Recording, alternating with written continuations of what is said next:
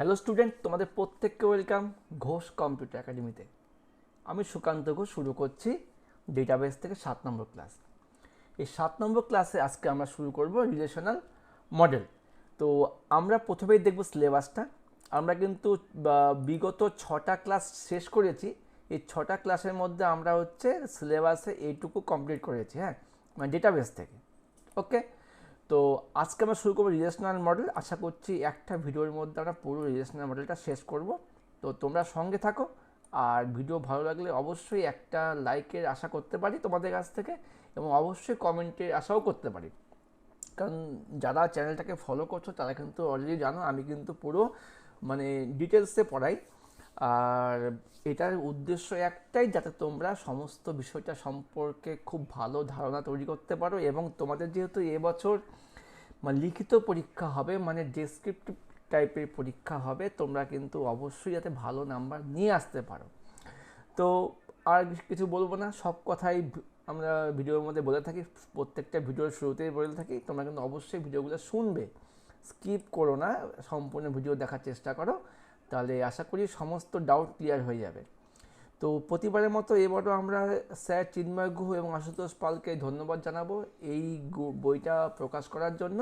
কারণ আমরা কিন্তু আপনাদের বই দেখেই পড়াচ্ছি, তো এইটুকু আমাদেরকে আপনার ধন্যবাদ জানাতেই হবে, তাই না? আচ্ছা, এবার চলে আসছি বই থেকে। সিলেবাস বলে বলে দিলাম, এটাও কিন্তু আমরা আমাদের বই থেকে যদি অধ্যায় বলি, আমরা কিন্তু আপনাদের 5 নম্বর অধ্যায়ের মধ্যেই আছি, ঠিক আছে? তো আমাদের কিন্তু এইটা মনে রাখতে হবে, আমরা কিন্তু অবশ্যই ইউনিট 1 এবং ইউনিট 2 খুব ভালো মতো পড়বো, কারণ এই দুটো থেকে কিন্তু আমাদের 25 মার্কস কিন্তু আমাদের অ্যান্সার করতেই হবে, ঠিক আছে? আচ্ছা, তো আমরা প্রথম প্রশ্ন দেখবো এখান থেকে, রিলেশনাল মডেল কি। কারণ আমরা কিন্তু লাস্ট প্রশ্ন আগে ক্লাসে দেখে নিয়েছি এই উইক এন্টিটি কি। তোমরা অবশ্যই ভিডিও ডিসক্রিপশন বক্স থেকে লিঙ্ক পেয়ে যাবে, সেখান থেকে দেখে নেবে, আর না হলে চ্যানেলের মেন পেজ থেকে পেয়ে যাবে। তো প্রথম প্রশ্ন রিলেশনাল মডেল কী লেখা আছে, আগে 20 নম্বরে আছে। আগে 20 নম্বর মানে কি, তোমার যারা পরপর প্রশ্নগুলো ফলো করে পেয়ে যাবে, ওখানে একটা দাওয়াই আছে। তা আমি এটা একবার বই থেকে বলে দিচ্ছি রিলেশনাল মডেলটা কি। দেখো, 1970, আচ্ছা, যখন আমরা ডেটা মডেল পড়েছিলাম তখন আমরা একটা চার্ট দেখেছিলাম না, ওই চার্টের মধ্যে কিন্তু লেখানো ছিল হচ্ছে relational model, anti relationship model, তো বিভিন্ন মডেলগুলোর নাম দেওয়া ছিল। তো এই মডেলটা কি, 1970 সালে ইএফ কট প্রথম প্রাইমারি কি ব্যবহার করে দুটি ডেটাবেসের মধ্যে সম্পর্ক তৈরি করার পদ্ধতি উদ্ভাবন করেন। দেখো, রিলেশন হবে যেই মডেলের মধ্যে, তার মানে আমি যদি দেখো, আমি যখন ব্যাংকে অ্যাকাউন্ট খুলেছি, আমার একটা আধার নাম্বার ওখানে দিতে হয়েছে। এবার আমি যে ভোটার কার্ড করছি ওখানে আধার নাম্বার দিতে হয়েছে, তো দুটোর মধ্যে কমন কোনটা? আধার নাম্বারটা। এটা হচ্ছে প্রাইমারি কি, কারণ এটা কিন্তু কারো সেম হবে না, এটা দিয়ে কিন্তু দুটো টেবিলের মধ্যে লিঙ্ক করছে। এটা হচ্ছে রিলেশনাল মডেল। ওকে, তো এটা কোন বিজ্ঞানী করেছে? 1970 সালে ইএফ কট। যদি প্রশ্ন বলি রিলেশনাল মডেল তৈরি করতে কোন কি ব্যবহার করা হয়, অবশ্যই উত্তর হবে প্রাইমারি কি। তো এবার রিলেশনাল মডেল কি? রিলেশনাল মডেল হচ্ছে রিলেশনাল ডেটাবেস ডেটা কীভাবে সংরক্ষণ এবং পরিচালনা করা হয় তা উপস্থাপন করে। ডেটাগুলি টেবিলের মাধ্যমে উপস্থাপন করা হয়। এই ধরনের ডেটাবেসে বিভিন্ন ধরনের টেবিলের মধ্যে লজিক্যাল সম্পর্ক বিদ্যমান থাকে। পরে সেই টেবিলগুলির মধ্যে রিলেশনশিপ তৈরি করে রেকর্ডগুলিকে সামগ্রিকভাবে ব্যবহার করা যায়। নিচে একটা উদাহরণ দেওয়া হলো। তো তোমরা এটাকে এইভাবে করতে পারো। রিলেশনাল মডেল এমন একটি মডেল যেখানে আমরা দুটি টেবিলের মধ্যে একটি কমন ফিল্ড বা প্রাইমারিকে ইউজ করে সেই টেবিলগুলোর মধ্যে সম্পর্ক তৈরি করতে পারি, যাতে সেই টেবিলগুলোর মধ্যে সম্পর্ক তৈরি করলে নতুন কিছু তথ্য পাওয়া যায়। এটা রিলেশনাল মডেল, ঠিক আছে? আর নিচে একটা উদাহরণ দেওয়া আছে, আমরা এখন উদাহরণটা খুব ভালো করে দেখব, ঠিক আছে? তারপরে আমরা এখান থেকে দেখে নেব। দেখো, এখানে একটা টেবিল দেওয়া আছে, টেবিলের নাম কি? Employee table. ওকে, এই এমপ্লয়ি টেবিলের মধ্যে কে আছে? ইএমপি নেম আছে, ডিপার্টমেন্ট নেম আছে, ইএমপি কোড আছে, আর কোয়ালিফিকেশন আছে। ওকে, আছে। আরেকটা টেবিল কী দেওয়া আছে? ডিপার্টমেন্ট বলে। ডিপার্টমেন্টের মধ্যে কী আছে দেখো? Department name, department code, department number আর কোর্স। তো আমি যদি যখন এই দুই টেবিলের মধ্যে মিল খুঁজতে চাই, তবে কিন্তু আমার দেখো এই ডিপার্টমেন্ট নেমের সাথে ডিপার্টমেন্ট নেমকে কিন্তু একটা লিঙ্ক করতে পারি আমরা, কারণ দুটোর মধ্যে কমন কিছু ব্যাপার আছে, থাক কমন ব্যাপার। এবার চলে আসছি আমরা স্যালারি টেবিলের মধ্যে। এই যে স্যালারি টেবিলটা আছে, যেহেতু আমরা এমপ্লয়ি নিয়ে আলোচনা করছি, তো এমপ্লয়ীদের নিশ্চয়ই বেতনের সংক্রান্ত কিছু ব্যাপার থাকবে। তো এই স্যালারি টেবিলের মধ্যে কে আছে? ডিপার্টমেন্ট নাম্বার আছে, কোড আছে, কোয়ালিফিকেশন আছে, তাদের পদমর্যাদা মর্যাদা আছে, আর স্যালারি আছে। তো এখানে একটা কী কমন পাচ্ছি? ডিপার্টমেন্ট নাম্বার বলে একটা কমন ফিল্ড পাচ্ছি। এই ডিপার্টমেন্ট নাম্বার কিন্তু দেখো আমার কিন্তু এই ডিপার্টমেন্ট টেবিলের মধ্যেও কিন্তু আছে। ওকে, কিন্তু আবার এই টেবিলের মধ্যে নেই। তো আমরা এখানে 3 ধরনের টেবিল দেখতে পেলাম, যেখানে কোনো না কোনো একটা কলাম বা ফিল্ড কোনো না কোনো টেবিলের সঙ্গে লিঙ্ক অবস্থাতে আছে। এবার দেখি কী বলেছে, ওপরের টেবিল তিনটির মধ্যে টেবিল 2 ও টেবিল 3 রেকর্ডগুলি যথাক্রমে ডিপার্টমেন্ট নাম্বার ও ডি নাম্বার এই অ্যাট্রিবিউট দুটি যথাক্রমে মানে ঊর্ধ্বক্রমে সাজানো আছে, যেমন কি 1 2 3 4 5 ইত্যাদি, তাই আছে 1 2 5 থেকে 6, 1 2 4 5 অবধি আছে। তিনটি টেবিলকে লক্ষ্য করলে আমরা স্পষ্টভাবে বুঝতে পারবো যে টেবিল 2 ও টেবিল 3 সাথে টেবিল 1 বিশেষ সম্পর্ক যুক্ত আছে। যেমন টেবিল 1 ও টেবিল 2 ডিপার্টমেন্ট নেম ফিল্ডে একই ধরনের তথ্য আছে, কারণ প্রত্যেকটা ফিল্ডের সঙ্গে কোনো না কোনো একটা অ্যাট্রিবিউট মিল থাকতেই হবে। সুতরাং সমস্ত ডেটাবেস থেকে আমরা বলতে পারি রিলেশনাল ডেটাবেস। তো এখানে আমরা যদি তিনটা টেবিল লক্ষ্য করে কী দেখতে পারি, কোনো না কোনো টেবিলের সাথে কোনো না কোনো টেবিলের কোনো একটা নির্দিষ্ট কলাম ধরে কিন্তু সাদৃশ্য আছে। তো সেই হিসাবেই আমরা এই পুরোটাকে বলতে পারি হচ্ছে একটা রিলেশনাল ডেটাবেস। ঠিক আছে, আচ্ছা বুঝে গেলাম। এবার দেখবো রিলেশনাল অ্যালজেব্রা কি, তার আগে আমাদের এখান থেকে কিছু এক্সট্রা প্রশ্ন পড়তে হবে, সেগুলো আমার নোটস থেকে দেখে নিই।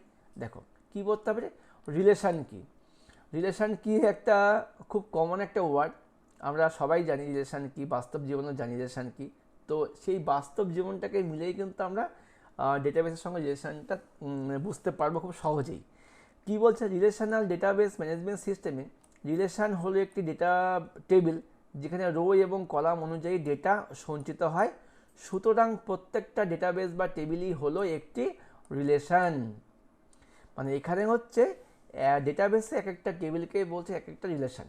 ঠিক আছে, এবার 50 নম্বর প্রশ্ন কি, টুপল কি। টুপল কি, RDBMS এর টেবিলের প্রত্যেকটা রোকে বলা হয় টুপল।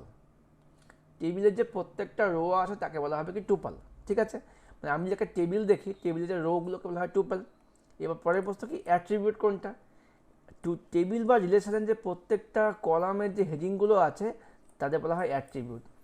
একটা যদি টেবিল থাকে, টেবিলের যে হেডিংগুলো আছে যেমন নেম, রোল, ক্লাস, মানে আমি যদি এই টেবিলটাকে খেয়াল করে দেখি, এখানে হচ্ছে এটা হলো অ্যাট্রিবিউট, ডি নাম্বার, ই কোড, ই কোয়ালিফিকেশান, যে বলা হয় অ্যাট্রিবিউট। আর এই যে লাইনগুলো আছে এটা বলা হয় কি টুপল বা রো। ওকে, পরের প্রশ্ন হচ্ছে ডোমেইন। ডোমেইন জিনিসটা কি, প্রত্যেকটা টেবিল বা রিলেশনে কলাম তথা ফিল্ডের সম্ভাব্য সমস্ত মানের যে সংগ্রহ তাকে বলা হবে ডোমেইন। একটা টেবিলে যতগুলো মান থাকবে তার যে মোট সংগ্রহ তাকে বলা হয় ডোমেইন।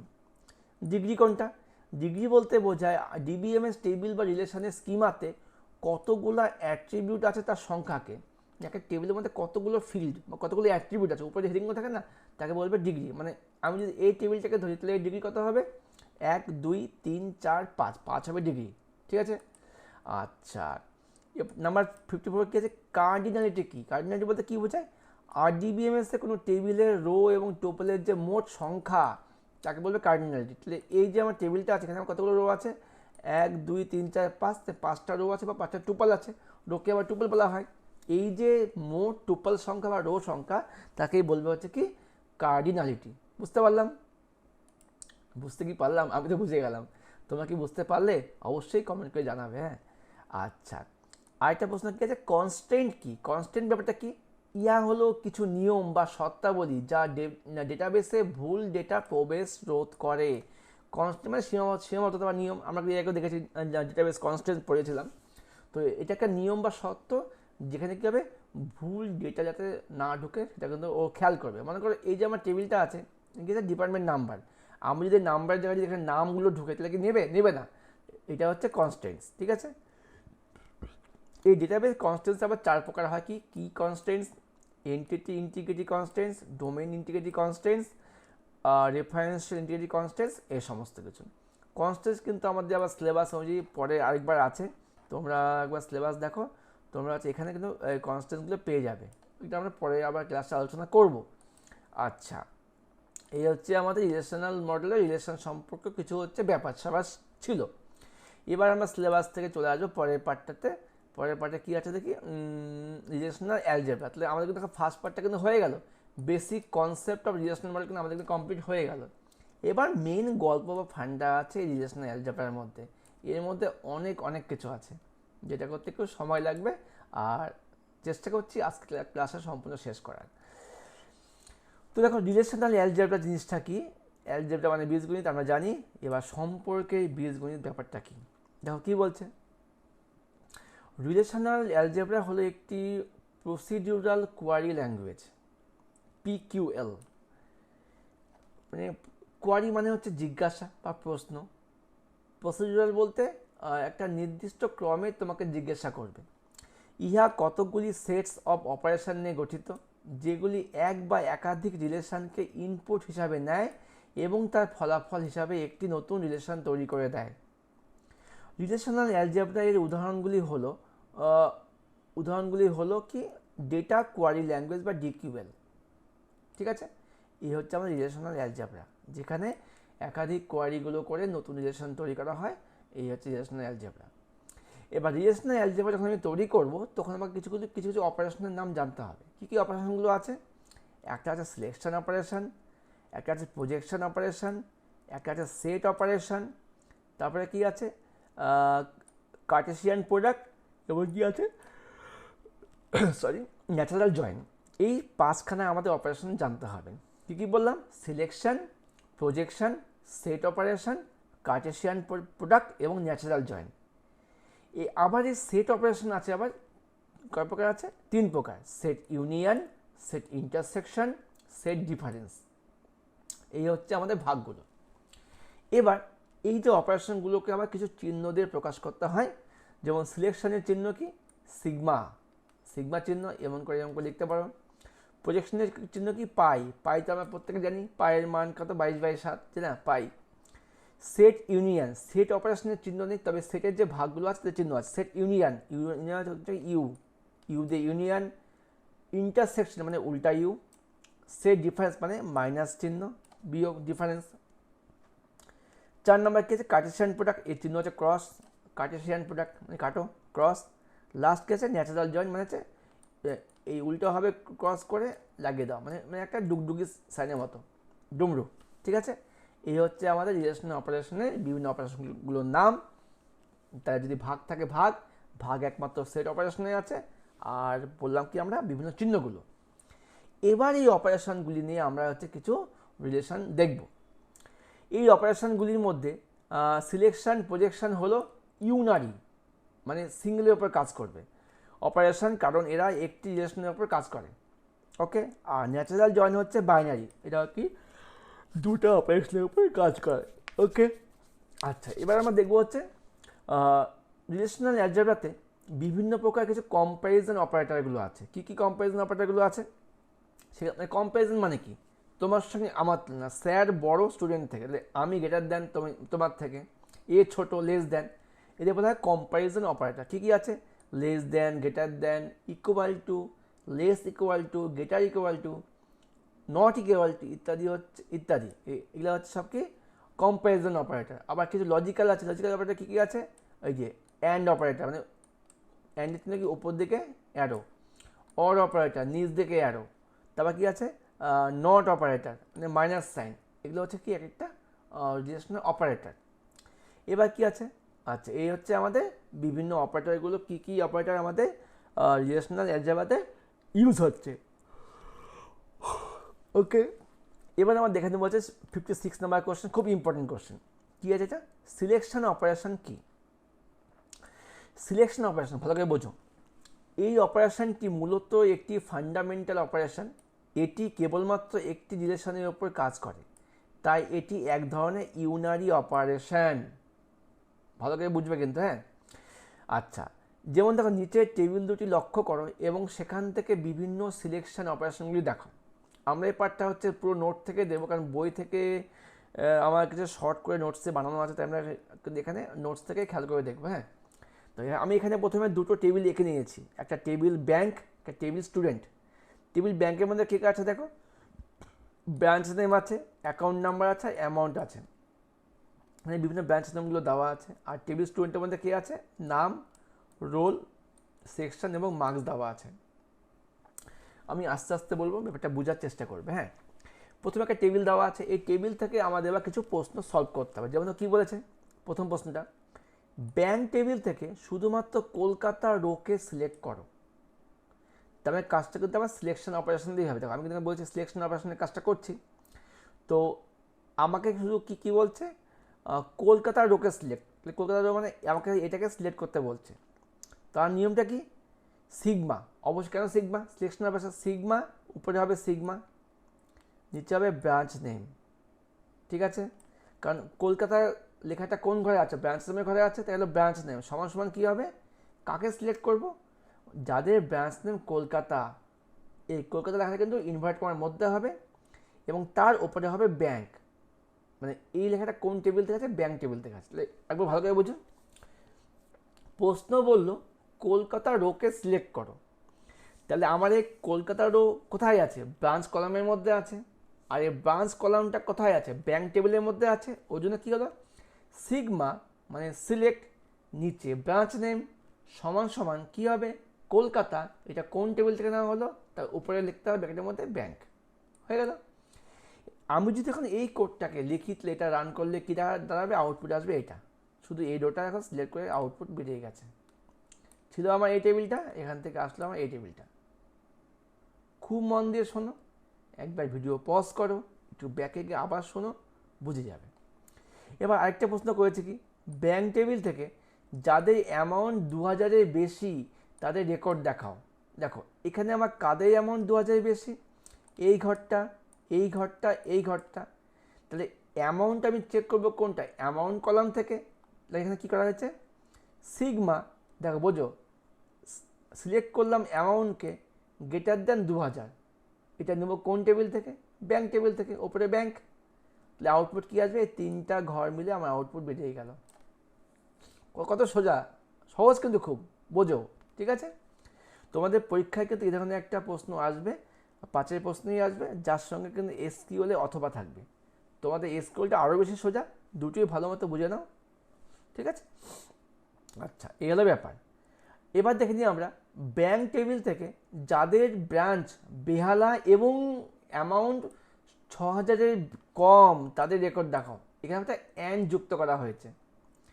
তাহলে ব্যাংক টেবিল থেকে যাদের ব্রাঞ্চ বেহালা, ব্রাঞ্চকেও নিতে বলেছে এবং অ্যামাউন্টটা চেক করতে বলছে 6000-এর কম, তাদের রেকর্ড দেখাও। তাহলে কী হবে? সিলেক্ট করলাম সিগমা ব্রাঞ্চ নেম সমান সমান বেহালা, তার সঙ্গে কী হচ্ছে? এবং কি অ্যান্ডটা আবার হলো ওপর দিকে। দেখো সিগমার পাশে কিন্তু অ্যান্ড চিহ্ন দিয়েছে, অ্যান্ড ওপর দিকে অ্যামাউন্ট লেস দেন 6000। ওকে, এই কাজটা আমরা কোন টেবিল থেকে করব? ব্যাংক টেবিল থেকে করব। বাস হয়ে গেল। তাহলে সিগমা ব্রাঞ্চ নেম সমান সমান বেহালা, তার উপরে হলো অ্যান্ড চিহ্ন, আবার তার নিচে লিখবো কি? অ্যামাউন্ট লেস দেন 6000, ওপরে ব্যাংক টেবিল। তাহলে এটা করলে আউটপুট কী আসবে আমার? তাহলে আমার এই টেবিল থেকে আমার বেহালাকেও নিবে, অ্যান্ড মানে কি আবার চেক করতে হবে কি মানে 6000-এ কী বলছে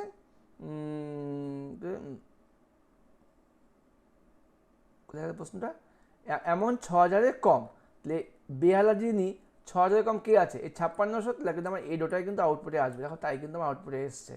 এই বেহালা 1560 আর হচ্ছে কি 5600 আউটপুট। ঠিক আছে, আর তোমাদের কিন্তু এগুলো বুঝতে গেলে অবশ্যই খাতায় আগে টেবিলটা আঁকতে হবে। তোমার যদি টেবিলটা এঁকে যদি প্রশ্নগুলো লিখে করো তবে কিন্তু বুঝতে পারবে না, কিন্তু এই ভিডিও দেখেও সম্ভব হবে না, তোমাদের খাতা পেন নিয়ে বসতে হবে। ঠিক আছে, আচ্ছা আরেকটা প্রশ্ন আমি করেছি আবার। তাহলে আমরা দেখো, তাহলে আমরা ব্যাংক টেবিল থেকে কিন্তু এই 3টা প্রশ্ন দেখে নিলাম মানে সিলেকশন অপারেশন দিয়ে। এবার দেখবো আমরা স্টুডেন্ট টেবিল থেকে প্রশ্ন। স্টুডেন্ট টেবিল থেকে বি সেকশানের রেকর্ড দেখাও। তাহলে বি সেকশান কথাটা কোন ঘরে আছে? সেকেন্ড ঘরে আছে। প্রশ্নে যতই থাক সেকশান বা রোল নাম্বার, তোমাকে কিন্তু সিলেকশান করতে হবে অবশ্যই টেবিলে যে অ্যাট্রিবিউটটা আছে তার নামের ওপর ভিত্তি করে। তাহলে দেখো আমার প্রশ্নে এসছে কিন্তু সেকশান, যখন আমি কোডটা লিখলাম সিগমা সেকটা কি? বি। এটা কোন টেবিল থেকে? স্টুডেন্ট টেবিল থেকে। তাহলে আউটপুট কে আসলো? বি এই ঘরে আমার এ জানা আর সি রয়, তাই আছে আমার। বিতে কে আছে? এই দুটো আছে, এ জানা আর সি রয় আছে, আউটপুটে চলে আসলো। ওকে, পরের প্রশ্ন। স্টুডেন্ট টেবিল থেকে সেকশন এতে পড়ে এবং মার্কস 500-এর বেশি, মানে সেকশন এতেও পরে চেক করতে হবে এবং মার্কস 500 বেশিও চেক করতে হবে। অ্যান্ডের ক্ষেত্রে কিন্তু একমাত্র যখন দুটোই কন্ডিশন মিলবে তখনই কিন্তু আউটপুট ঠিকঠাক আসবে, মানে একদম সেম আসতে হবে। তাহলে এখান থেকে আমরা কি দেখব? যারা সেকশন এ এবং মার্কস 500-এর বেশি, এখানে সেকশানে কোনটা আছে, এই একটা সেকশানে, এই একটা সেকশানে, তবে দেখতে হবে মার্কস 500 বেশি কোনটা, এটা 122 নিশ্চয়ই হবে না কাটা, এই ঘরটা কিন্তু আমার আউটপুটে আসবে। তাহলে সেক্ষেত্রে আমার কোডটা কী হবে দেখে নিই আমরা। এই আমার কোড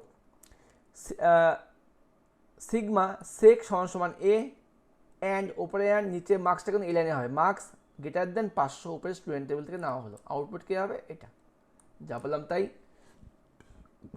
একটা প্রশ্ন কী আছে, স্টুডেন্ট টেবিল থেকে সেকশন বিতে পড়ে অথবা মার্কস 200 এর কম, অথবা বলেছে বিতেও পড়তে পারে 200 কমও মার্কসতে হতে পারে। এক্ষেত্রে কিন্তু আমার দুটো কন্ডিশনই চেক করবে। তাহলে কী করলাম, সিগমা সেক সমান সমান বি, যেহেতু অর বলছে অথবা তাই নিচ দিকে অ্যারো, অরের চিহ্ন নিচে অ্যারো, মার্কস কী হবে লেস দেন 200, নিব কোন টেবিল থেকে, ওপরের টেবিল থেকে নেবো আমরা, মানে স্টুডেন্ট টেবিল থেকে। তাহলে আমার আউটপুট কী হবে দেখো, আমি যদি এই টেবিল দেখি সেকশন বিও নেব, মার্ক 200 কম, মানে সবই নেই 200 কম বলতে আমার 122টাও হবে, তাহলে আমার এই বি এ দুটো ঘর হবে আর 122 ঘরটা কিন্তু হবে। সেক্ষেত্রে আউটপুট কি আসলো, একটা আমার দুটো বি এর ঘর আসলো, আবার এদিকে এ এর ঘরটাও আসলো, কারণ আমার এ এর ঘর 200 কম, সেক্ষেত্রে আমার এটাও ম্যাচ করছে, আবার বিগুলো ম্যাচ করছে। এই হচ্ছে আমার রিলেশনাল অ্যালজেব্রাতে সিলেকশন অপারেশন। অনেকক্ষণ ভিডিও চলছে, যারা লাইক করোনি আরেকবার লাইক করো, আর কেউ দুবার লাইক করো না, তবে কিন্তু কোনো কাজে আসবে না, আর কমেন্ট করে জানিও কোথায় কী সমস্যা হচ্ছে। হ্যাঁ আচ্ছা, এবার দেখব পরের পার্টটা কি, প্রজেকশান অপারেশান কি। প্রজেকশনের ব্যাপারটা কি, প্রজেকশান অপারেশান হলো একটি ইউনারি অপারেশান যা কিছু অ্যাট্রিবিউটকে বাদ দিয়ে আউটপুট হিসাবে বাকি রিলেশানকে রিটার্ন করে। ঠিক আছে, ইহাকে পাই চিহ্ন দিয়ে প্রকাশ করা হয়। এক্ষেত্রে প্রথমে সিলেকশন অপারেশন এবং তারপরে প্রজেকশন অপারেশনই করতে হবে। এই কাজটা করতে গেলে প্রথমে আমাকে সিলেকশনটা ইউজ করতে হবে, তারপরে কি আমাদের কিন্তু প্রজেকশনটা ইউজ করতে হবে, আগে সিলেক্ট করে তারপর তুমি বাদ দাও। যেমন দেখো, ওপরের যে ব্যাঙ্ক টেবিল ছিল আমাদের, টেবিল থেকে কলকাতা ব্রাঞ্চের অ্যাকাউন্ট নাম্বার এবং অ্যামাউন্ট দেখাও। তাহলে আমার যে ওই ব্যাঙ্ক টেবিল ছিল, এই যে আমার ব্যাঙ্ক টেবিলটা এখানে আছে, বলছে কলকাতা ব্রাঞ্চের অ্যাকাউন্ট নাম্বার দেখাতে বলছে এবং কি অ্যামাউন্ট দেখাতে বলছে। ঠিক আছে, তাহলে আমি কী করলাম, তাহলে দেখাতে হবে কি আমাকে সিলেক্ট ব্রাঞ্চ নেম, কি কলকাতা, এটা নেবো ব্যাঙ্ক টেবিল থেকে, নিয়ে নিলাম। এবার কী বলছে পাই, এবার আমাকে করতে হবে প্রজেকশন, অ্যাকাউন্ট নাম্বার কমা অ্যামাউন্ট নেব ব্র্যাকেটের মধ্যে, এইটাকে চলে আসবে, এই যে কোডটা তুমি লিখলে সিলেকশনেরটা, এটাই তোমার চলে আসবে এখানে। সেম সিগমা ব্রাঞ্চের নাম সবসময় কলকাতা, উপরে ব্যাঙ্ক। ভালো করে বোঝো, প্রথমে আমাকে সিলেকশন দিয়ে কি সিলেক্ট করতে হবে সেটা আমি সিলেকশন অপারেশন দিয়ে করলাম, তারপর পাই দিয়ে বাকি কাজটা করলাম। বুঝতে পেরেছ, পাই দিয়ে কী করলাম, অ্যাকাউন্ট নাম্বার আর অ্যামাউন্ট দেখব সিলেকশন দিয়ে করা কলকাতা ব্রাঞ্চ থেকে, তো আউটপুট আসলো আমার এটা। সহজই আছে কিন্তু। হ্যাঁ আচ্ছা, তোমার বই দেখে নেবে একবার। আবার স্টুডেন্ট টেবিল থেকে যারা 200 এর বেশি মার্কস পেয়েছে তাদের নাম ও মার্কস দেখাও। তাহলে আমাকে দেখাতে হবে কি নাম আর মার্কস। তাহলে আমি কাকে সিলেক্ট করব, 200 এর বেশি, তাহলে কি মার্কসটাকে আমি সিলেক্ট করবো। তাহলে কী করলাম, প্রথমে sigma marks greater than equal to 200, এটা হলো গ্রেটার দ্যান ইকুয়াল টু 200 নিব স্টুডেন্ট টেবিল থেকে, এটা আমার হলো সিলেকশন অপারেশন। এটাকে আমি এবার পাইয়ের মধ্যে ঢুকে দেবো। তাহলে পাই কী হবে, পাই আমার দেখাতে হবে নাম ও মার্কস, পাই নেম কমা মার্কস ব্যাকেটে, এই কোডটা হয়ে গেল। ঠিক আছে, এই কোডটা আমার ব্যাকেটের মধ্যে হয়ে গেল, বাস আউটপুট বেরিয়ে যাবে। এখানে একটা ভুল আছে, এখানে আমি যখন ব্যাকেট শুরু করেছি একবার, এখানে একটা ব্যাকেট শেষ করতে হবে, শেষ করতে হয়তো ভুলে গেছে। হ্যাঁ যেমন এখানে তাই আছে, কিন্তু ব্যাকেট ওপেন ব্যাকেট ক্লোজ কিন্তু আছে। ঠিক আছে, তো সেক্ষেত্রে আমার কী হলো, নাম আর মার্কস দেখাচ্ছে আমার, যা 200 বেশি মার্কস পেতে হয়, এইটাও 200 বেশি 200 বেশি 200 বেশি। এই হচ্ছে আমাদের কি প্রজেকশন অপারেশন। আবার কি বলছে, এমপ্লয়ি টেবিল থেকে যাদের বেতন 30,000-এর কম, সে সমস্ত পুরুষ কর্মচারীদের নাম ও বেতন দেখাও। তাহলে আমাকে চেক করতে হবে প্রথম বেতনটাকে, যে সিগমা স্যালারি লেস দেন 30,000, আবার কি বলছে এবং পুরুষ, আচ্ছা দুটো বলছে, তাহলে বেতন হবে 30,000-এর কম এবং মানে অ্যান্ড চিহ্ন, জেন্ডার হবে কি মেল, নিব কোন টেবিল থেকে, এমপ্লয়ি টেবিল থেকে, এটা আবার ঢুকে যাবে কোথায়, প্রজেকশনের মধ্যে। কী আছে, পাই এমপি নেম কমা স্যালারি, মানে এখানে আমি আমার চেয়েছে হচ্ছে নাম আর স্যালারি, এই নাম ও স্যালারি দেখাতে বলছে, এমপি নেম কমা স্যালারি নেব কোথা থেকে, এই সিলেকশন অপারেশন থেকে নিয়ে নেব। ঠিক আছে, এই হচ্ছে আমাদের সিলেকশন অপারেশনের কাজ হয়ে গেল। এবারে আমরা দেখবো যে ইউনিয়ন। এবার সেট অপারেশন তো আমাদের নেই, আমাদের আছে কি set union, set intersection, set difference. দেখো ইউনিয়নটা খুব সোজা। ইউনিয়ন কি, সেট ইউনিয়ন অপারেশন কি, দুটি রিলেশনের মধ্যে ইউনিয়ন অপারেশন করা হলে আউটপুট হিসাবে যে নতুন রিলেশনটি পাওয়া যায় তাতে ওই দুটি রিলেশনে সবকটা টুপল থাকবে। সেট ইউনিয়নকে ইউ চিহ্নতে প্রকাশ করা হয়। তার মানে আমি যদি দুটো টেবিলের মধ্যে ইউনিয়ন করি, মানে সেখানে কি হবে, করা হলে আউটপুট হিসাবে যে নতুন টেবিলটা পাওয়া যাবে তাকে তাদের মধ্যে কী হবে, দুটো যে টেবিল আছে তার মধ্যে সবকটা রো পরপর থাকবে। যেমন দেখো একটা টেবিল কাছে M1, একটা M2, খুব ভালো করে বোঝো কিন্তু আমি আস্তে আস্তে বলছি। হ্যাঁ, তো M1 টেবিলে কে আছে, নাম অ্যাকাউন্ট নাম্বার, M2 আছে নাম আর অ্যাকাউন্ট নাম্বার।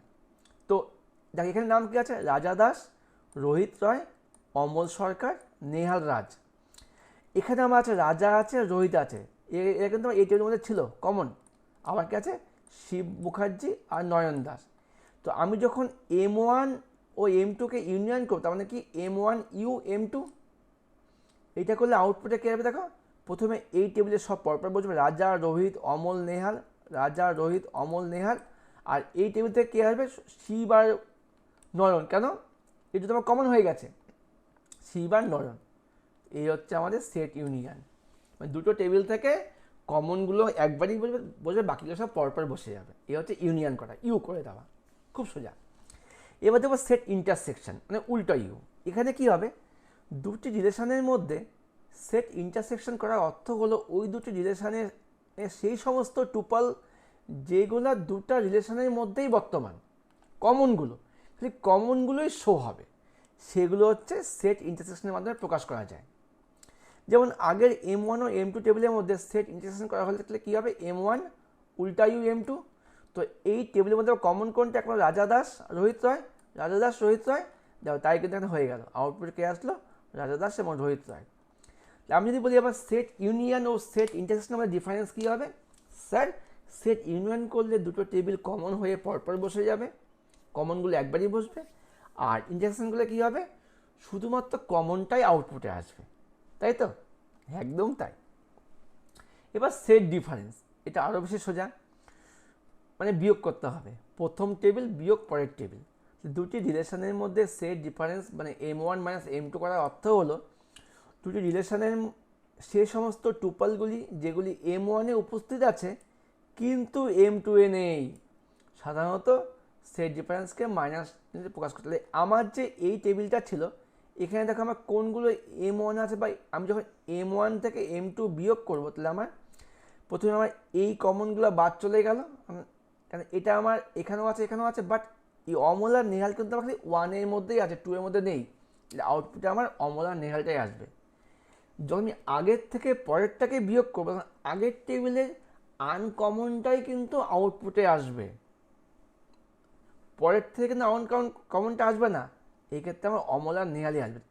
এখানে দেখে নাও কী করা হলো, তো যদি ওপরের টেবিল থেকে M1 মাইনাস M2 করি তাহলে ডিফারেন্স তাহলে কী হবে, অমল আর নেহাল রাজ।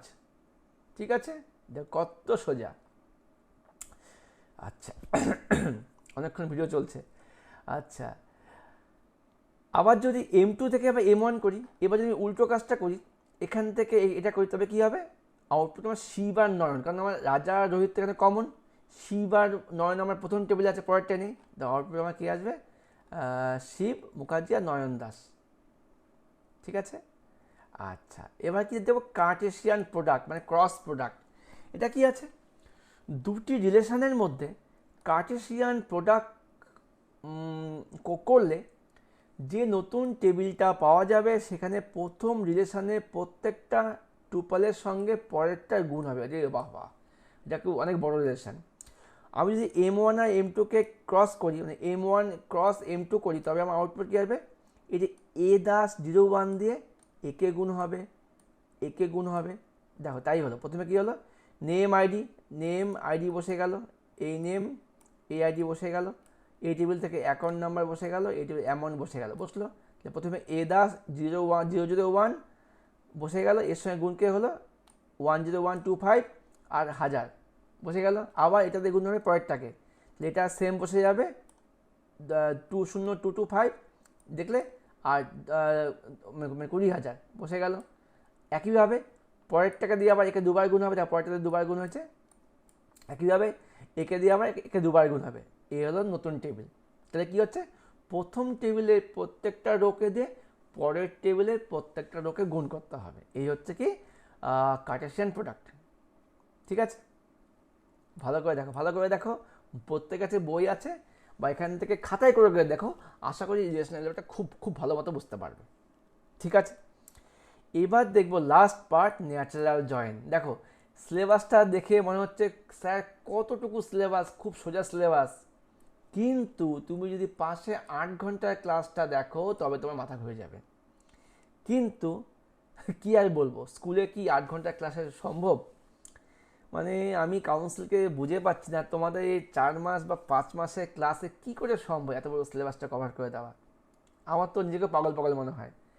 তো ওই জন্য আমি তো আমার স্টুডেন্টদেরকে বলে দিয়েছি, আপাতত প্রথম বছর তোমাদেরকে আমি সম্পূর্ণ সিলেবাস হয়তো কমপ্লিট করাবো না, কারণ তোমরা পারবে না। এত 6টা সাবজেক্ট পড়ে কমপ্লিট করা 4টিখানি কথা নয়। এত এই যে তোমাদেরকে তো আমি এই রিলেশন অ্যালজেব্রাটা একটা ভিডিওতে করে দিচ্ছি, কিন্তু যখন আমি বাড়িতে ক্লাস করিয়েছি, এই ক্লাসটা আমি 3 দিনে করিয়েছি। সম্ভব হয় না করানো। স্যার ভিডিও দিন, তো ভিডিও তো আসবেই, কিন্তু এটা তো বানাতে হয় না, অনেক কিন্তু মানে টাফ ব্যাপার। তো সেক্ষেত্রে স্কুলে তো এই 8টা ঘন্টা ক্লাস মনে হয় মোটেও হয় না। যদি 8 ঘন্টা ক্লাস, তারপর নিশ্চয়ই 10টা ক্লাসে কিন্তু 8 ঘন্টা কভার হবে। তো যদি সবাই মিলে কভার করতো তবে আশা করি সিলেবাসটা খুব তাড়াতাড়ি শেষ হতো, কিন্তু সম্ভব হচ্ছে না। যাই হোক, যেটুকু তোমরা করার চেষ্টা করো, আমি তো বারবার বলছি 25 মার্কস অবশ্যই খুব ভালো মতো পড়ে যাও। ঠিক আছে, এই মার্কস প্যাটার্ন নিয়ে পরে আবার আলোচনা করবো, আগে আমি সিলেবাসটা শেষ করি, পরে আবার অবশ্যই বলবো। হ্যাঁ, আচ্ছা, ন্যাচারাল জয়েন কি, ইহা কীভাবে সম্পন্ন হয় উদাহরণ দিয়ে বুঝে দাও। ইহার সাহায্যে দুটি টেবিলের মধ্যে সম্পর্ক আছে, যেমন কোনো একটি অ্যাট্রিবিউট এর ডেটা টাইপ এবং ডেটা সাইজ সমান একই রকম টেবিল দুটিকে রিলেশনে যুক্ত করা হয়। এটা আমরা বই থেকে দেখি ন্যাচারাল জয়েন্ট, এটা বই থেকে করানো আছে। কোথায় গেল ন্যাচারাল জয়েন্টটাকে বের করে নিই আমরা। ন্যাচারাল জয়েন্ট, ঠিক আছে। ন্যাচারাল জয়েন্ট দ্বারা সাধারণত টেবিলের মধ্যে সম্পর্ক আছে এমন একটি অ্যাট্রিবিউটকে, ডেটা টাইপকে এবং ডেটা সাইজ সমান দুই টেবিলের মধ্যে রিলেশন যুক্ত করা হয়। আচ্ছা, এটা 3টে ধাপে সম্পন্ন হয়। একটা কি, প্রথম ধাপে দুটি রিলেশনের কার্টেসিয়ান প্রোডাক্ট নির্ণয় করতে হবে, আগে গুণ করতে হবে। তারপরে কি কার্টেসিয়ান প্রোডাক্টগুলিকে সিলেকশন অপারেশনের সাহায্যে টোপলগুলিকে বাছতে হবে। তারপরে কী করতে হবে, সবশেষে প্রজেকশন অপারেশন দিয়ে আমাদের এটাকে আলাদা করতে হবে। হ্যাঁ, এই হচ্ছে 3টা ধাপ। তোমার দেখে নাও এখান থেকে। এবার আমরা এখানে M1 M2 টেবিল নেওয়া হয়েছে, যেখানে M1 টেবিলে কী আছে, নাম আছে আর কাস্ট আইডি আছে, আর M2 এ কী আছে, অ্যাকাউন্ট নাম্বার আছে আর ব্রাঞ্চ আছে। ঠিক আছে, প্রথম কাজটাকে আমাকে ক্রস করতে হবে, তাই করেছে। প্রথমে M1 ও M2 এর মধ্যে আমরা কার্টেসিয়ান প্রোডাক্ট বের করলাম, M1 ইন্টু M2, তাহলে কী হবে, এই নামের সাথে এটা 3বার গুণ হবে, তাই দেখো হয়েছে এখানে। তাই একটা নাম দিয়ে 3বার, এটা দিয়ে 3বার, এটা দিয়ে 3বার, মোট 9টা আমার রো হবে। দেখো তাই এখানে আমার এসছে। সঞ্চিতা দিয়ে আমার 3বার হয়েছে, তারপর রিম্পি দিয়ে আমার 3বার হয়েছে। ঠিক আছে, আবার অতুল দাস দিয়ে 3বার হয়েছে। ঠিক আছে, এইভাবে কিন্তু আমাদের প্রথমে ক্রস হয়েছে। যারা ক্রস বুঝতে পারছো না, আরেকবার ভিডিও ব্যাক করে যাও, মানে তোমাদের কিন্তু কার্টেসিয়ান প্রোডাক্টটা বুঝতে হবে। হয়ে গেল। এবার পরের স্টেপ, ওপরে কার্টেসিয়ান প্রোডাক্টগুলি থেকে যে টুপালগুলিতে কাস্ট আইডি আর অ্যাকাউন্ট নাম্বার সেম আছে, দেখো এখানে আমার কাস্ট আইডি কী আছে 2471, অ্যাকাউন্ট নাম্বার আছে 2471, যেগুলো আমার কমন আছে, কারণ এই টেবিলের মধ্যে দেখো কাস্ট আইডি অ্যাকাউন্ট নাম্বার একটা মিলে যাচ্ছে। ঠিক আছে, তো যেই মানে সমান আছে তাদেরকে আমরা সিলেকশন অপারেশন দিয়ে ভাগ করে নিলাম। তো এবার কী করবো, select M1 caste ID, M1 টেবিলে কাস্ট আইডি নেব আমরা এখান থেকে, আর নেব থেকে M1 ক্রস M2 মানে কার্টেসিয়ান প্রোডাক্ট থেকে নেব, যখন সমান হবে M1 ডট অ্যাকাউন্ট নাম্বার।